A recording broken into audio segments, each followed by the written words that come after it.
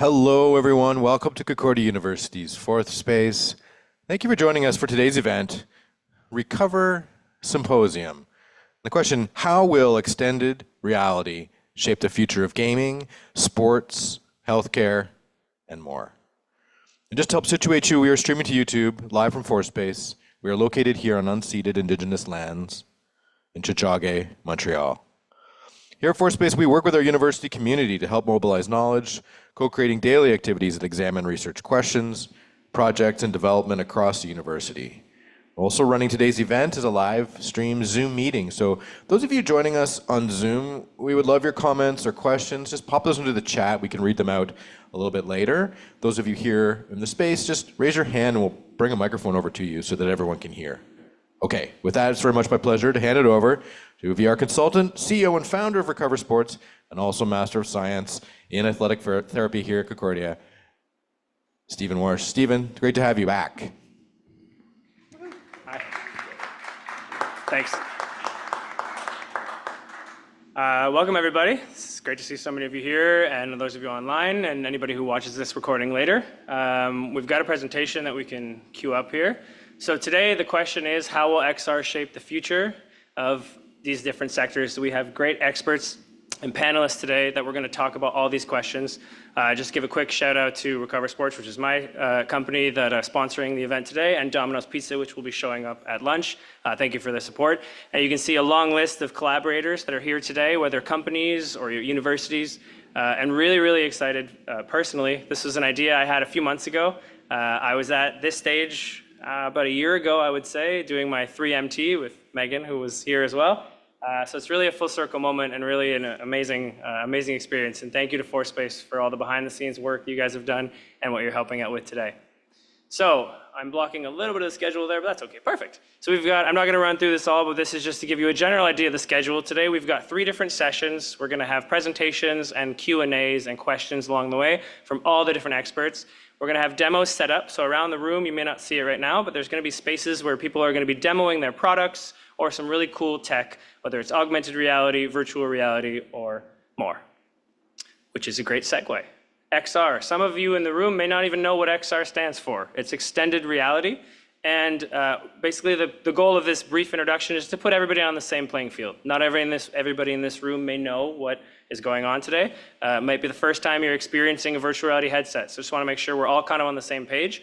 It's currently transforming the way we do many things like play, learn, heal, and live our everyday life. It's booming at an exponential rate, and it's expected to drive about $85 billion by 2029.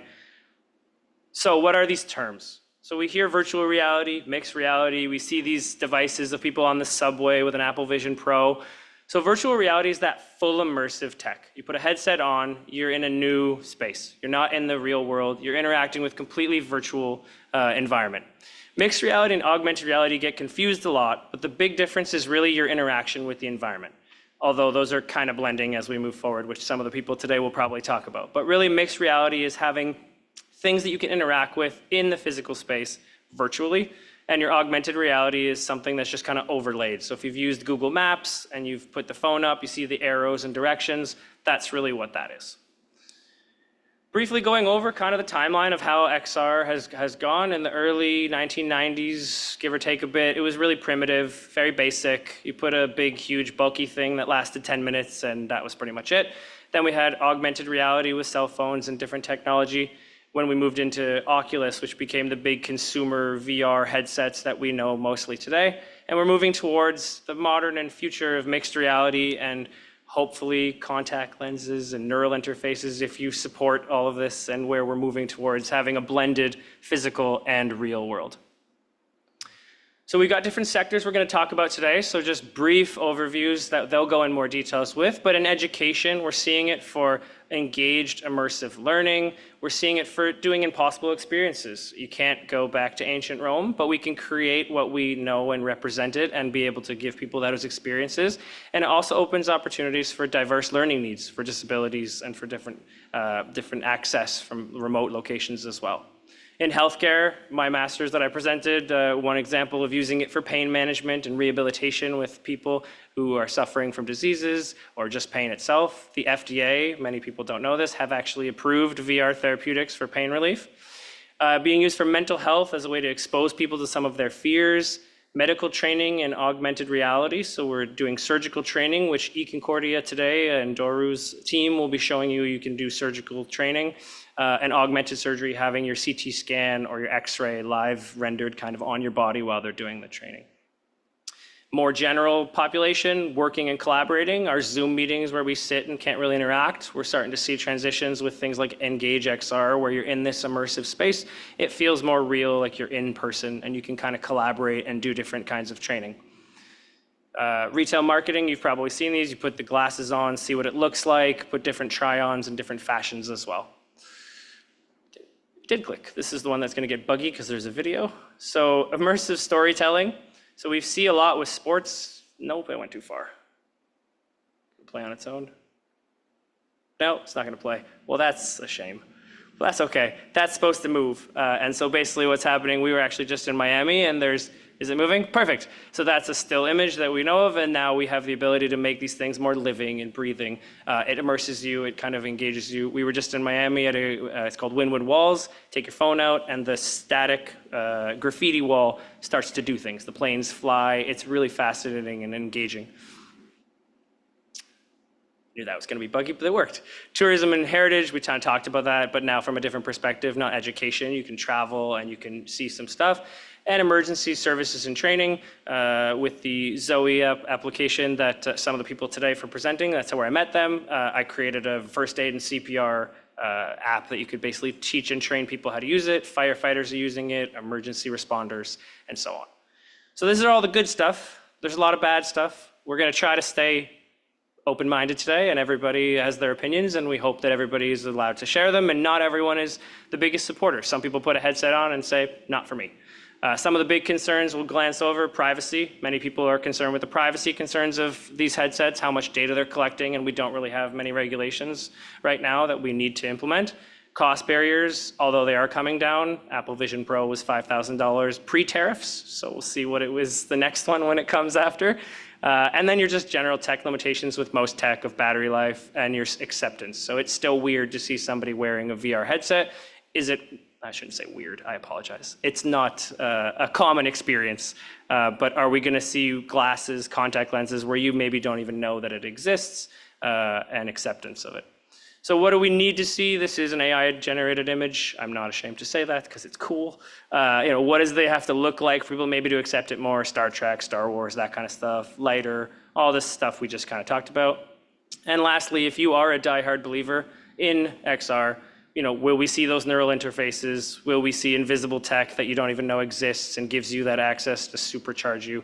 Will we share realities where we can mix things, and will people accept it? Will it be something that is like a cell phone in your pocket, which not that many years ago, no one thought that we were gonna have computers in our pockets, and now we all spend $2,000 every 3 years to upgrade our iPhones. Maybe not everybody, just me. So we have an incredible lineup of speakers today that I am very honored and touched that they all said yes to present. These are their beautiful faces that I used for them. So our first, that's me, I'll glance over me, you've already met me. So our first speaker today, the way it's gonna kind of work in each session, we're gonna have presenters, whether it's 1, 2, 4, depending on the session, come up for about 10, 15 minutes, present on their topic, and then at the end, we're gonna sit back down, all of us, have a little bit of a chat with some questions. Really hope that the audience and the audience at home feels comfortable sharing some questions of things they wanna know. The goal for today is to expose people who have never experienced XR to this and really engage in an open, inclusive environment. And then also some of the expert or people that are more experienced to be able to actually see some new things and interact with some colleagues. So John Yu is the CEO and founder of Elysium, a creative technology studio focused on interactive design and storytelling through social play. As an award-winning digital artist, director, and producer, he has developed immersive experiences since 2010. Through Elysium, he is building the tools and infrastructure for the next generation of digital engagement, aiming to democratize spatial computing and reimagine how meaningful experiences are designed. His talk explores why extensive engineering alone has not brought extended reality into the mainstream and argues that a paradigm shift is now underway. John, come on up.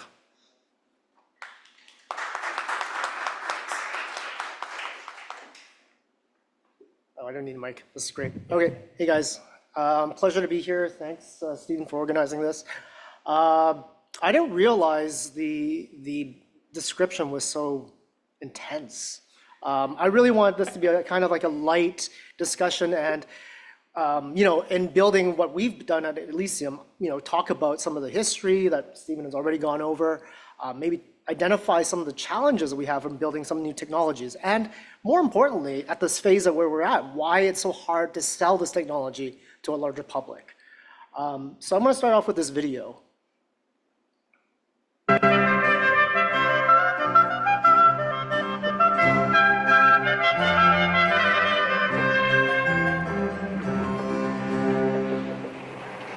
If you wish to make an apple pie from scratch, you must first invent the universe.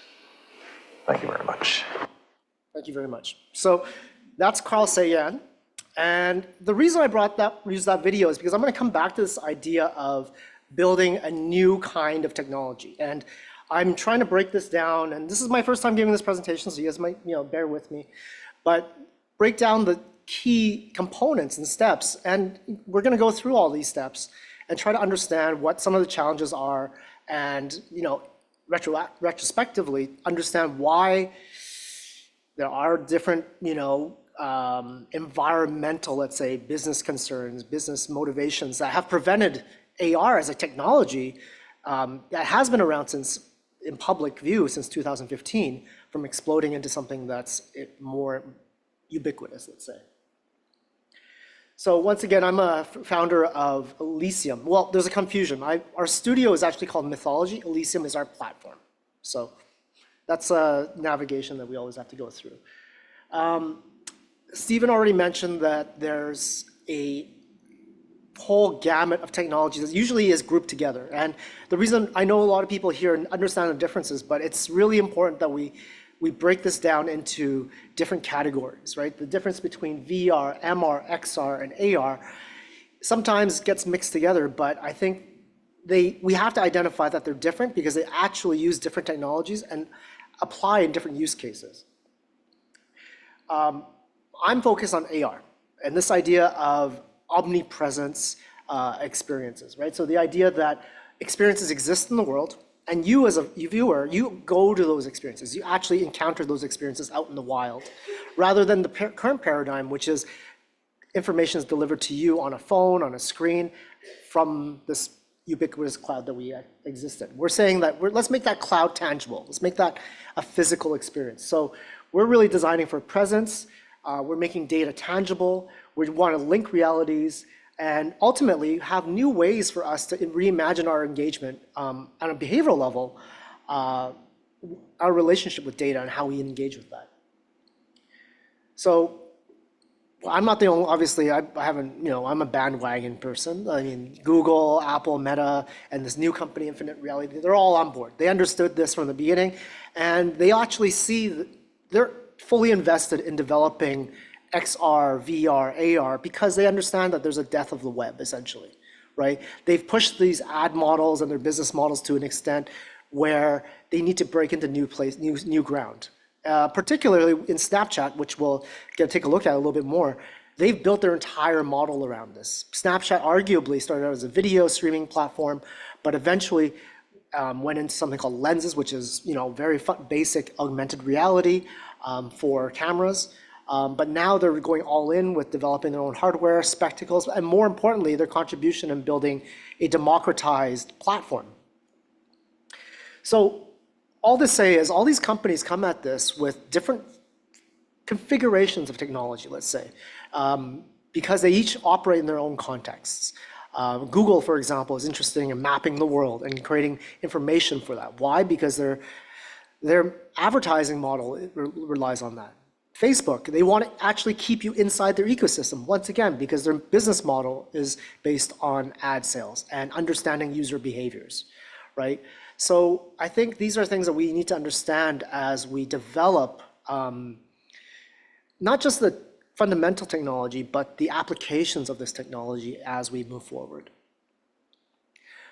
This is a larger list of an example of all the different forms of configuration and concerns, and what I understand are axes when you decide on how to build a product for spatial computing, whether it's for VR or AR.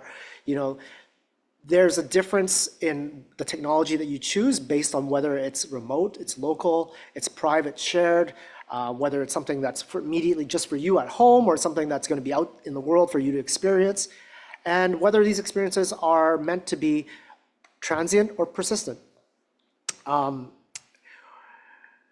So this is kind of like the list that I was talking about. This is how you build a technology. Right? You first come up with this idea. There's this guy. He's like, oh, I'm going to build this giant planet that shoots lasers, right?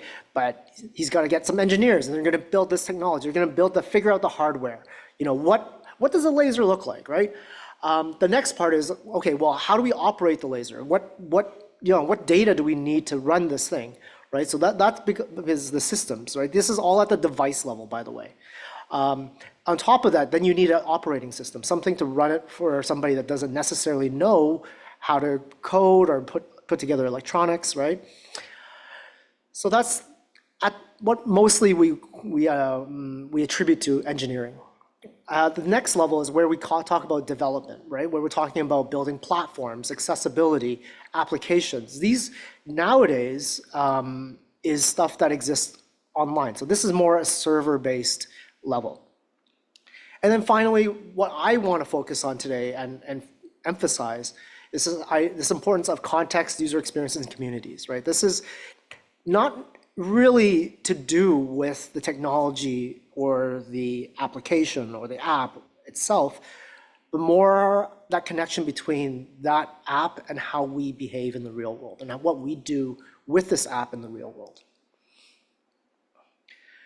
So it's really what we're seeing when mixed reality and immersive technology is this idea of connectivity, computing, infrastructure, and eventually generative content all coming together. And this is kind of why we went off in the beginning about how I think right now it's kind of a really important moment for this technology to take off. Despite 10 years, having spent 10 years kind of in limbo, figuring out all the other aspects of that technology stack I just showed you.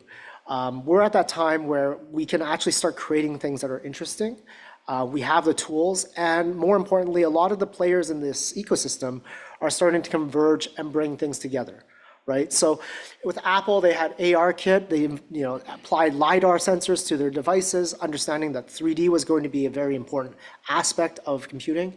Last year they came out with the Vision Pro, the Vision OS. Once again, more importantly, something that run the device, right? A key thing to also note in all of this, in their contributions, when they develop this OS, they already start designing user experience and rules around user experience. And what we're seeing is that each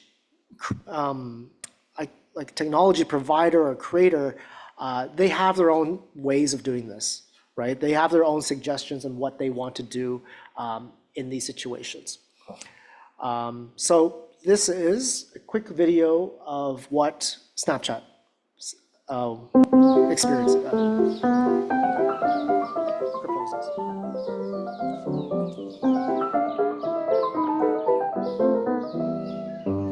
Getting close with other people can be intimidating. When should you say hello, excuse me, or get your head out of your headset? How does the modern person get closer to other people in today's mess of headphones and headsets, and drones and phones, and tireless, wireless, cloud-based, Booyah-based, super-duper loop-de-loopness? Surely this is better and different.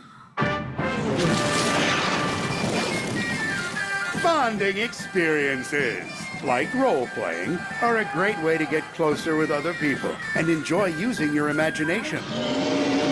But be careful, bonding can get spicy. I said be careful. Oh boy. Getting close with other people can be as easy as a friendly game of chess. It's an opportunity to become well-versed in moves like the Rook Cook, the Knight Slappadabba, the Pawn Popper, and the King Yanker. Oopsie daisy. Getting closer in a new town can be as simple as saying something nice. Like, imagine a rainbow to say hello. So you get a superhero polar bear in red spandex to say see you tomorrow. This guy again. Hey, no waving in the air with that whatchamathingy on your face. Read the sign.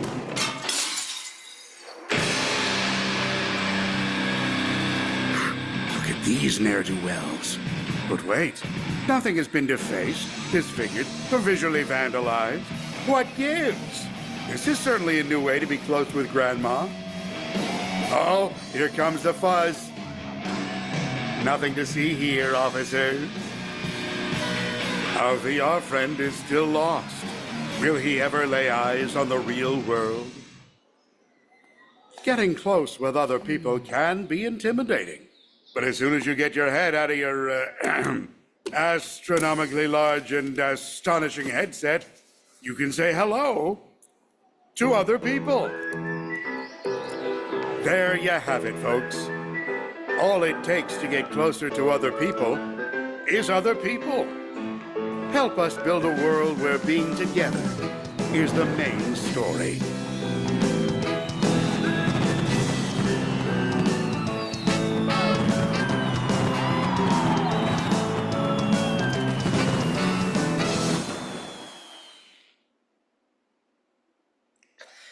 So, cheeky poke at what the competitors really are doing. I don't know how many of you actually believe a lot of the content that's being presented. It's such a Silicon Valley video, right?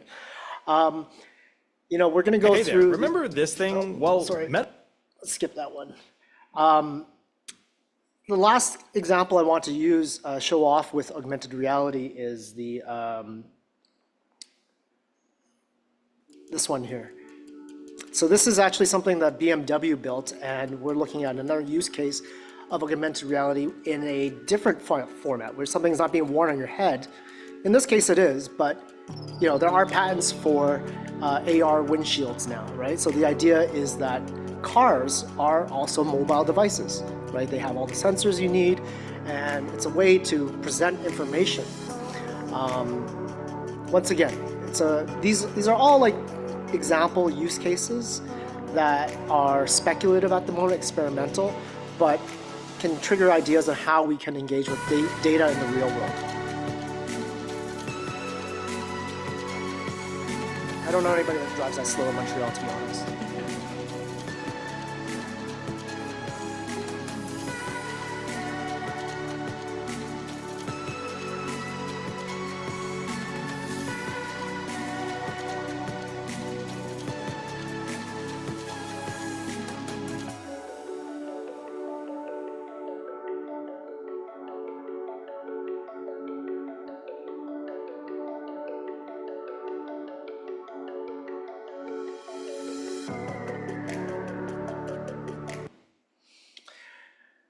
Okay, so we can see how a lot of these companies that have developed the technology, have developed this, have started with selling hardware and devices, right? But on top of that, they've needed to create an application layer, a platform layer. And then you have companies like Niantic who are building the tools to create games and whatnot, right?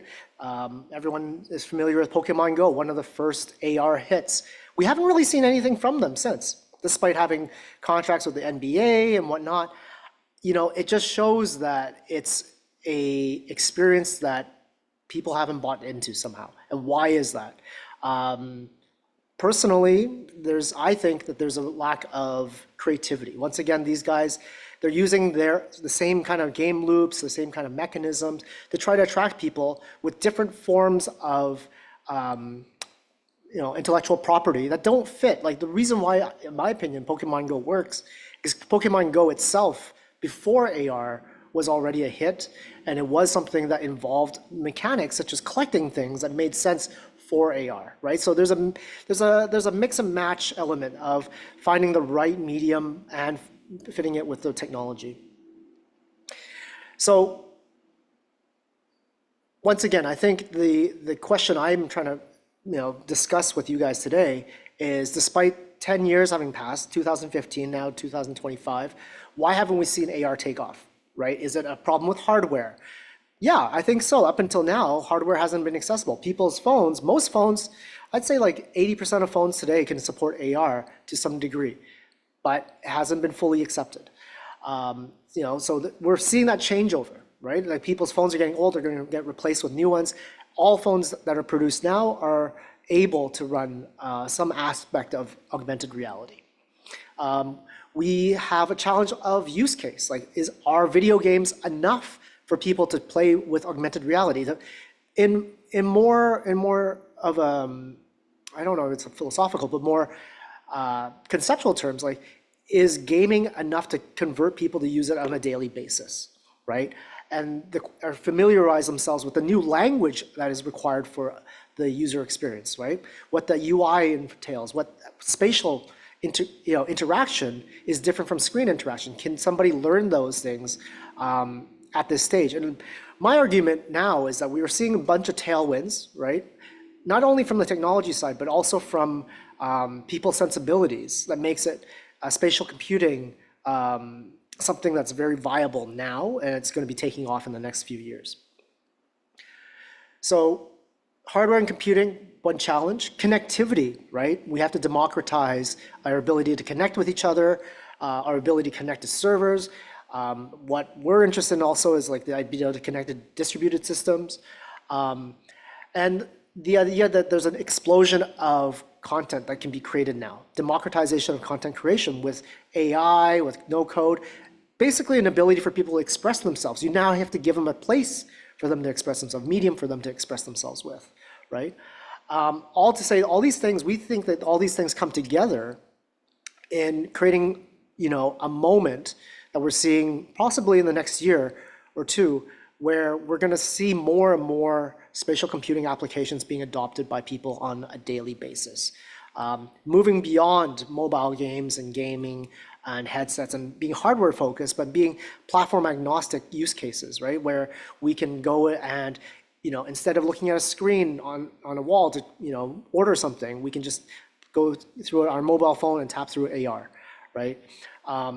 Moreover than that, I think there's this idea of participation-based economies, participation-based experiences that is super important. And all this is really driving this idea of innovating with this new technology.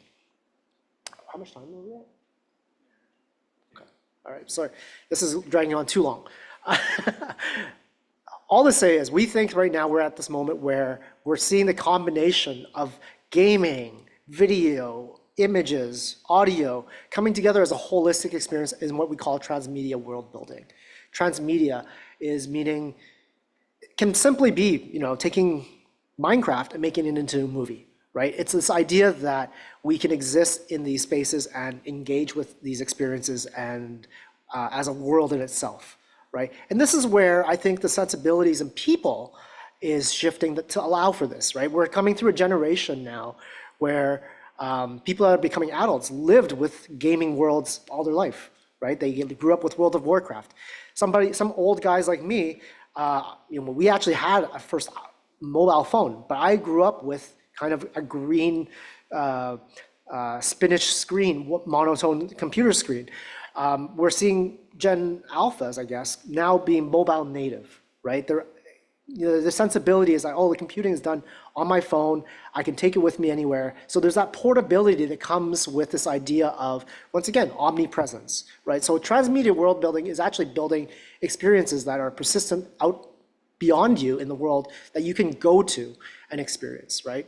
So what we're saying at Mythology and what we're betting on and what we're trying to promote is this idea that gaming is kind of like a mode of engagement that we have, right? So when I engage with Minecraft, I think as a player versus me. It's an aspect of my personality, aspect of my engagement with this digital experience. So we're saying gaming is the new mode of user experience, right? Business stuff, lots of money to be made. It's great. You can skip through that. Today, what we're talking about, the problem is that it's too hard to create these things, right? So people can't create these things, and do you want your experience, to be encapsulated, once again, kind of like what the Snapchat situation was saying, in a particular ecosystem, in a giant global company, right? What Snapchat isn't saying is that they want you to do that for them instead of Facebook. So we're going back to this, and what I want to focus on here is the last three things: context, user experience, and community. So context, what I mean by context is really the use case scenario, right? Why are you building something? How are you building it? And then in consideration of that, what the individual user experience will be. How will they engage with that? And does that resonate with, the challenge we've had is bridging how people are already behaving in those contexts and translating that to a new platform, a new sensibility, right? So that's a challenge all businesses are going to have when they're building something new. How do you translate, playing soccer to, AR soccer or VR soccer, right? And then finally, the challenge is how to take that individual user experience and make it a community-driven one, right?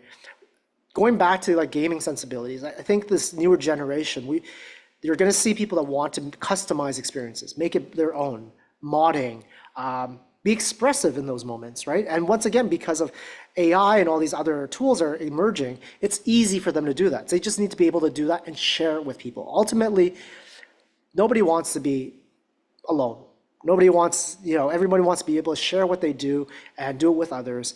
And so it's what drives our design process is how do we create experiences that bring people together?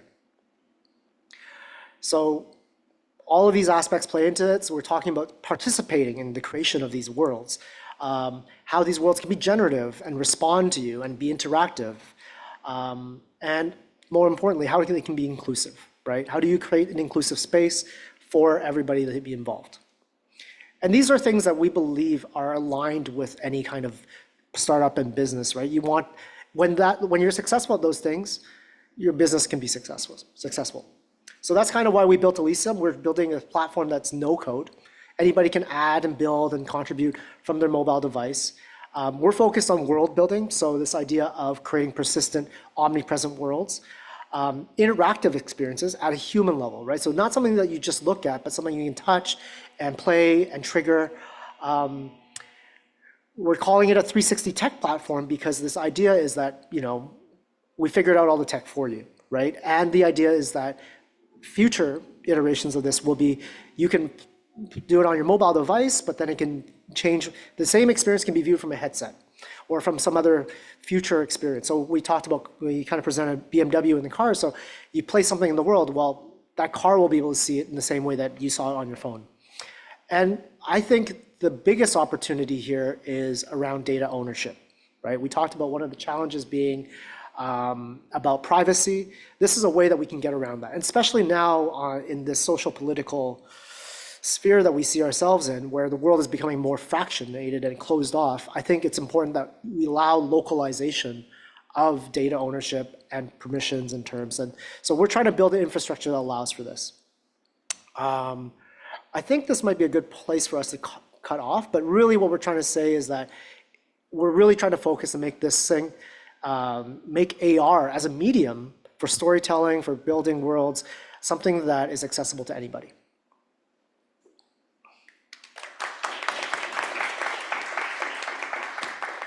Sorry, it was a bit of a weird cutoff there, but No, time is important.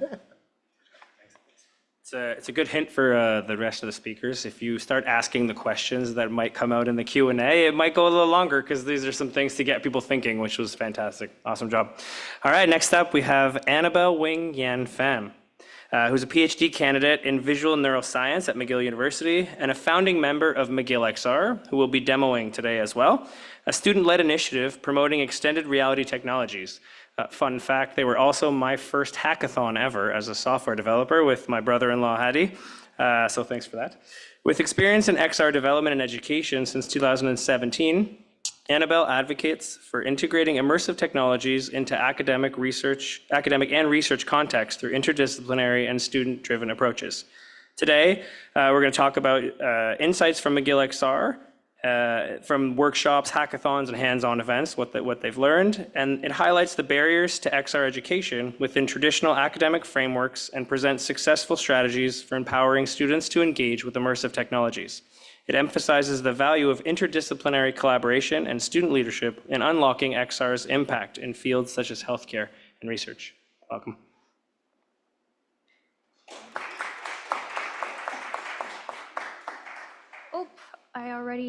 Oh no, okay, we're fine. First up, I just want to give a quick thank you to Steven and the organizers for Space as well for this amazing opportunity to come here and represent McGill XR and just tell you all a little bit about what we've been up to for the past 3 years. So the title of the talk is XR from the Ground Up, What We've Learned at McGill XR. And to give a little bit of background credibility and for you to see how twisty, turny these kind of XR careers can look like, I'll use myself as an example. So I started learning XR development in 2017. This led in 2018 to a programming position at an after-school program. As a summer job, I also worked as a HoloLens developer at the HES lab at McGill.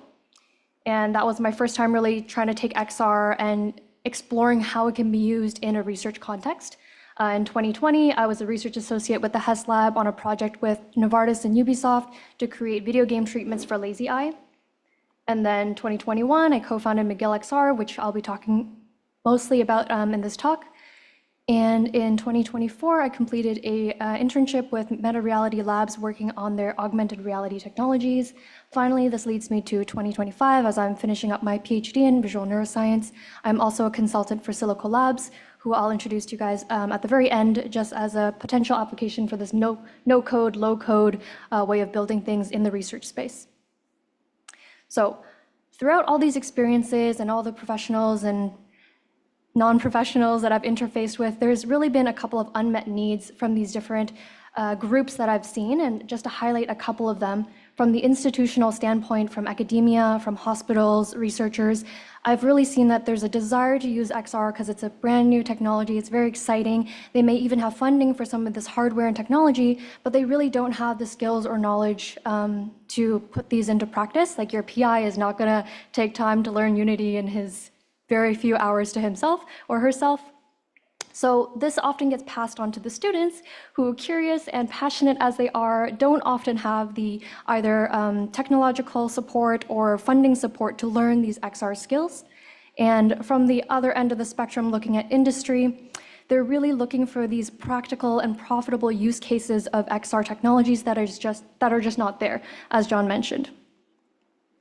So today in this talk, I really want to look at how we can grow Montreal's XR ecosystem by really supporting and connecting the local talent that we have here. So to do this, I'm using McGill XR as a case study. In terms of who we are a student-led organization that's dedicated to educating students and the public on XR technology. McGill XR is in the name, but this is really for students across Montreal.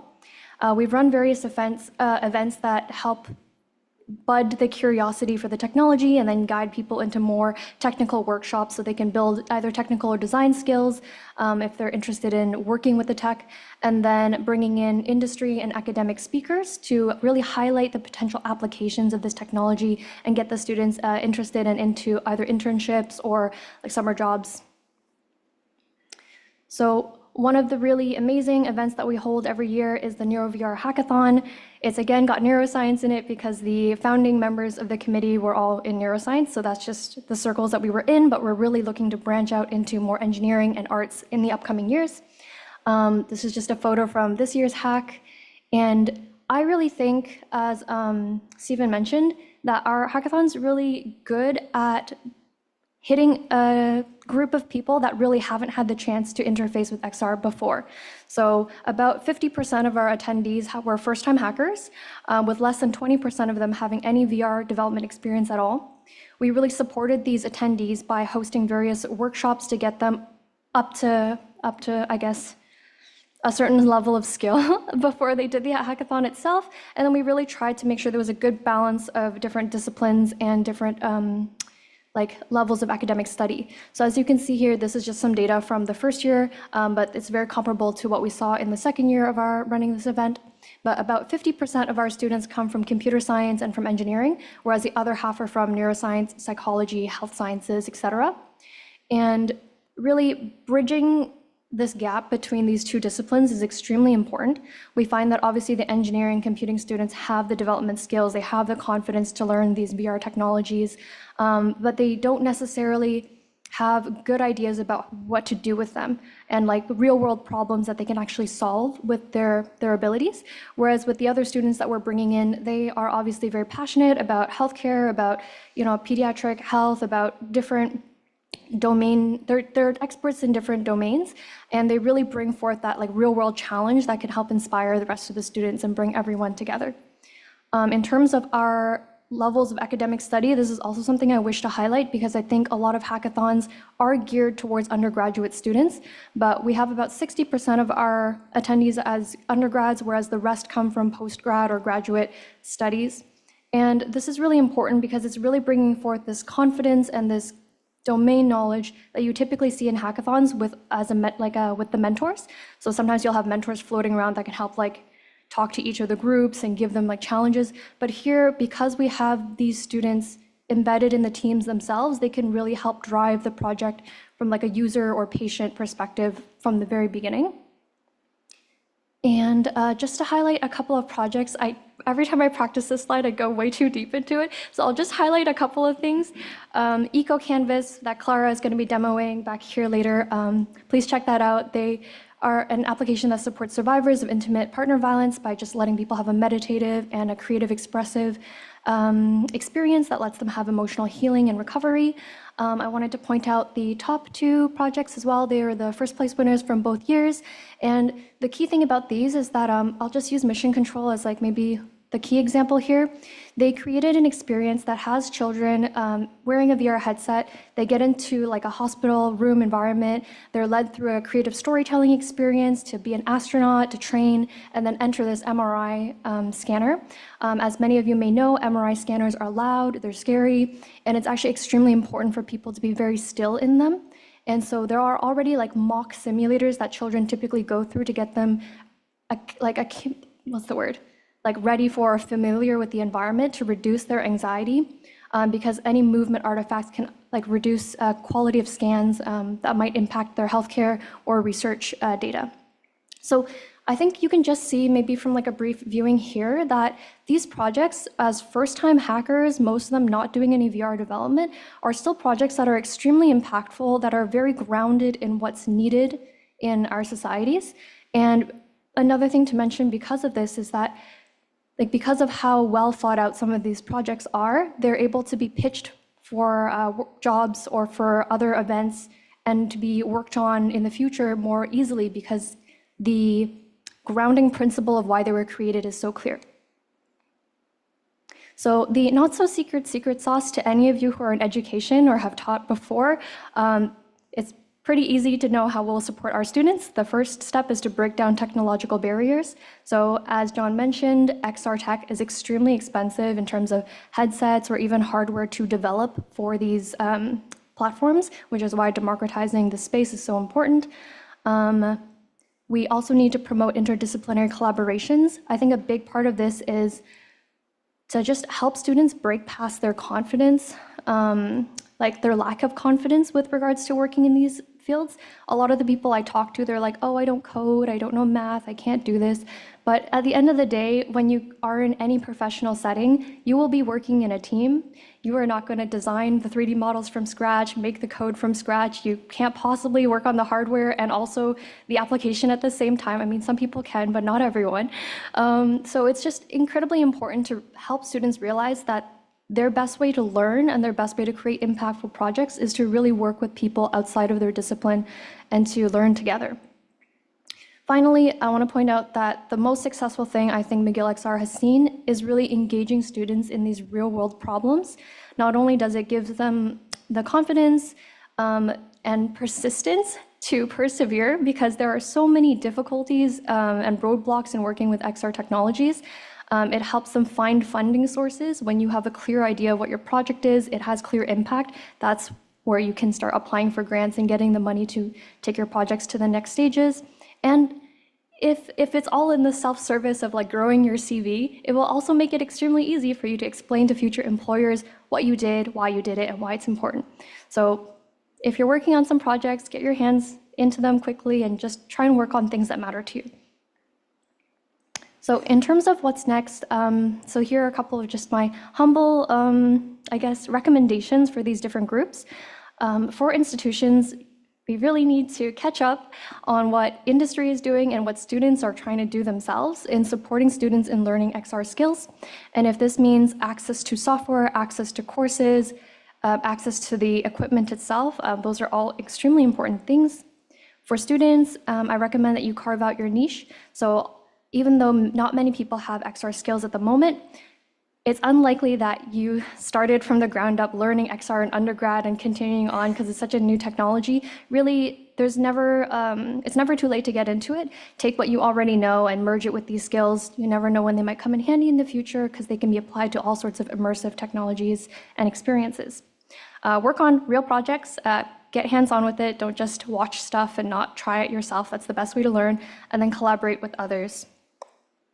And for industry overall, I recommend that they lower barriers of entry into XR and provide funding and training for students. From what I've seen, a lot of industries are already doing this. Like for one of our past hackathons, we've had Meta sponsor, we've had Niantic sponsor, and it's important and in their best interest because like John said earlier today, they really lack the use cases that are needed for their technologies. That's why the tech isn't really taking off. They just don't have enough creative and useful sources for it. And that creativity will really come, I think, from the ground up. Oh, yes, as a little top tip for anyone who's interested, XR trends, I guess, is that it's increasingly going to be AR focused. This is also a good thing because AR development and AR usage for our stuff typically has lower technological barriers and cost barriers. And also, we were seeing a lot of these XR technology being combined with AR as well as biosensors. So if that's a niche that you want to get into, there's a lot of job opportunities available. And just as a final slide, if you're interested in getting started and learning XR, here's a couple of the software platforms I recommend. If you are interested in using Unity, the game engine, and know C# and JavaScript already, the Meta XR platform in Unity is very, very easy to use. It's typically what we teach, not because we love Meta, but because for a long time, XR has just been a horrible nightmare to develop on, and they have started to make it easy because they need it. In terms of research tools, PTVR is an open source Python-based experiment builder. And Silico Labs, who I'm currently working with, they do a low, no-code experiment builder that runs off of Unity. So these tools are really helping experimenters and researchers use VR in their studies. And then finally, I encourage you to join some workshops and some hackathons. We're around, but there's also plenty of other things in Montreal and even beyond. One really good one, if you have the opportunity, is the MIT Reality Hack that happens every year. They do a little funding scholarship to help people travel there if need be. That one's a great place to get started. Harvard XR started running for the first time, I think last year, and we're around, so and we're local, so you can come check us out too. But yeah, I think that's everything. Hopefully you guys will have some questions for myself and John, but thank you for listening and enjoy the rest of your day.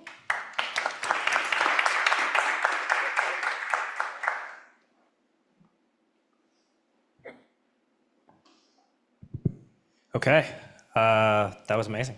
Thank you both. So we've got a little bit of a more relaxed, everyone can take a breath now, ask some questions. I'm gonna kick off every section of the question and answer period with the same question, the question of the day. You've answered it a little bit, but if you can be a bit specific, maybe a couple sentences as the expert in your sectors, how will XR shape the future of your field?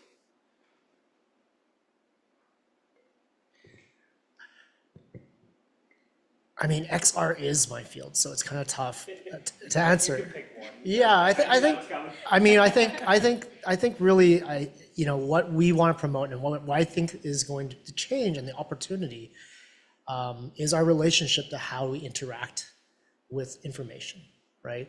And I think when information is shared and it's available to be consumed, I think storytelling is really suited for augmented reality in this way, right?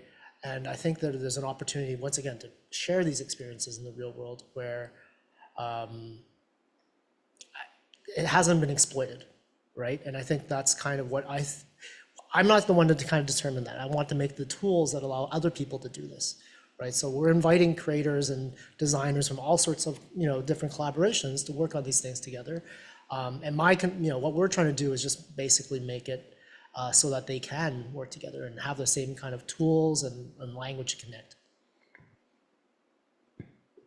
Yeah, I'll talk about research because that's kind of my background, even though that's not entirely what the talk was about.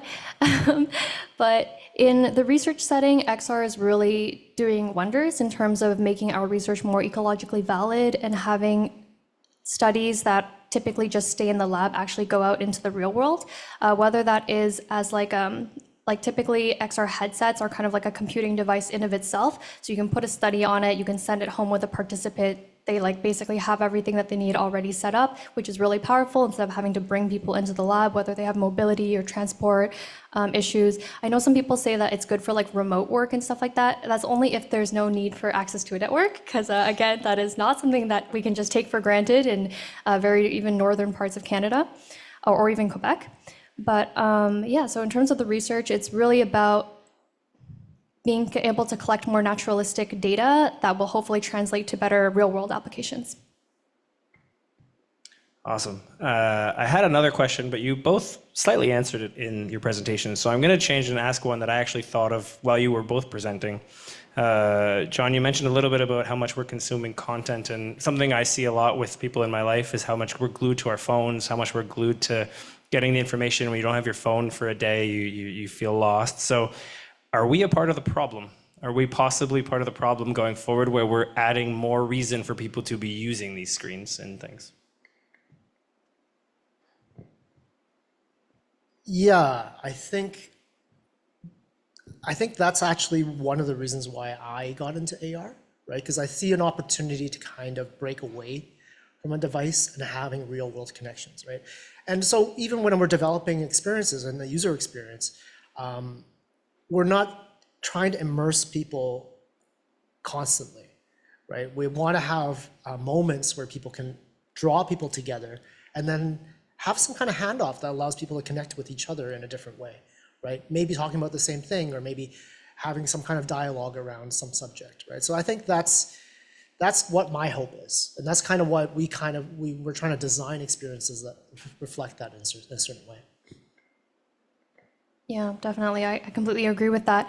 I am really passionate about XR technology because I feel like it's a great method to bring people together and help us maybe empathize with one another more and to step in each other's shoes and just experience things that we don't have the chance to in our regular lives, just in our humanly shells. But at the same time, I think unless we can take the power away from all these large institutions, these large companies whose end goal is just to make more money or to get you glued to your phone so they can sell you advertising, etc., we're just going to see this get worse and worse. And I think that's just a general comment on our society rather than the technology itself. But it's really in terms of who gets to use it, who gets to choose what it's used for. And then as a user, it's where you put your attention and money into and how you plan on, I guess, taking back some of that power and that energy. Awesome. So I have 8 million questions I can ask, but we'll open it up to people that are here and at home. So if anybody in the audience, I think we have a microphone, get passed around if you want to raise your hand. Also, if anyone on Zoom has questions, put those into the chat and we can read them out. I see a question up here. Hey guys, so question for both of you is that, nowadays XR has lost a lot of its shininess to kind of a new technological wave, which is generative AI. So I wanted to ask you both about how you imagine those two technologies working together, if you see, there's opportunities there or what your thoughts are. Yeah, sure. For me, I I know that generative AI has a lot of downfalls and a lot of issues, but I am really excited to see the technology in the XR space because one of the things that has really stopped a lot of people from developing work in this area is the lack of like 3D models or lack of ability to code more complex things. It's just XR development is something that requires many, many skills. And with generative AI, whether that's with like the chatbots or whether that's with like a generative 3D modeling, I feel like it's really opened things up for people to be able to build more and learn more themselves, even though, again, end goal is to work together. But I'll leave it at that. I think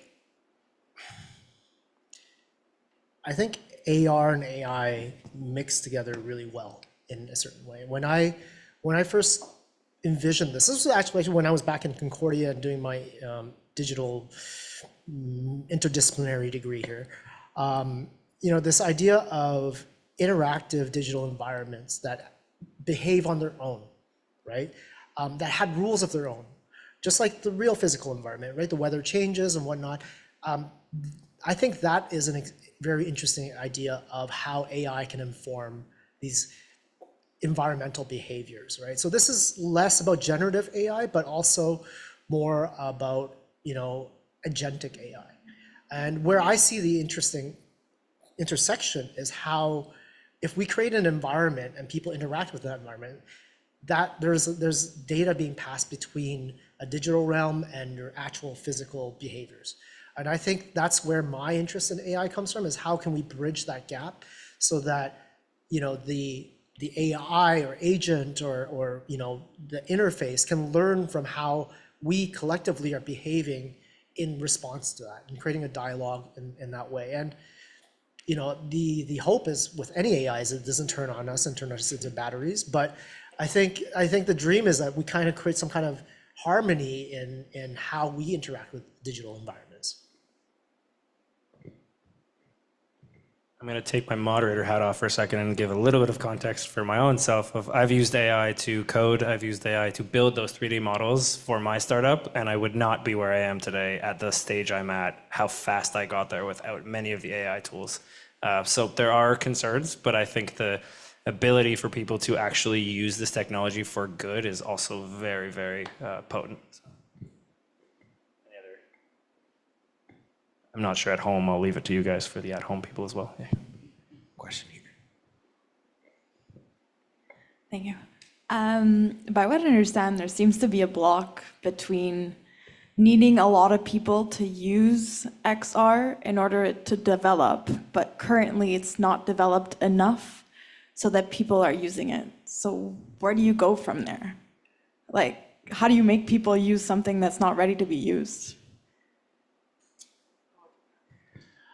I think Annabel also talked about this. I think the key thing is democratizing access, creative access to this technology, not necessarily the use case, but allowing anybody with an idea to build for this. And this goes back to what Steven was saying, like AI helps this along the way in a very significant manner, right? So I think we're all invested in this idea that, okay, well, I have an idea, I don't know how to do this, but it's easy enough for me to learn quickly and build something. That's how we're going to get the traction, right? You're going to have the difference between having 10 ideas and having 9 of them fail versus having 2,000 ideas and having 200 successful ideas, right? And I think that's how we gain traction in daily use. The challenge with AR, as we've all kind of identified, is like it's very technically difficult. So we remove that technical difficulty, we're going to allow for more experiments to happen and more successful experiments. Yeah, you definitely hit the nail on the head with that. And I think you'll hear this sentiment echoed a lot with all the speakers, even in John and I's talk this morning, is that we're really at a explosion point in time where things are finally at a place where there are tools, people are working on things to allow everyone more easy access to creating with these tools. Like literally 4 or 5 years ago, you couldn't dream of teaching XR workshops because it would take an hour for people to even sign up and download the software. It was just impossible. And we're really at a place now where these tools can be taught and people can be starting to use them more independently. So I think it's a really good time to get involved. think we may have time for one more. No pressure. Anybody at home? Okay. Nobody on Zoom right now? If you I want. will ask the last question. Why should an everyday person care? Why should we care about all this stuff? How's it going to impact their life now or in the future, whichever one you want to answer? What's really going to be the thing that matters the most to somebody that's just an everyday person that probably knows nothing of what we talked about today? The technology will continue with or without you. So if you want it to be something that's going to serve you in the future, you should at least learn a little bit about the technology, be knowledgeable about it, know what it can and cannot do, and know how it will affect you, because these things do. Also, it's just really fun, and there are things that are superhuman almost about the technology. They can give you senses that you don't have. There's telepresence, like imagine being connected to people all over the world. Like just the sheer possibility there for human like connection and interconnectivity and like growing of communities, it's so powerful. So I would encourage everyone to look into it. I'm going to have a quick statement about this from a builder's perspective. Nobody cares.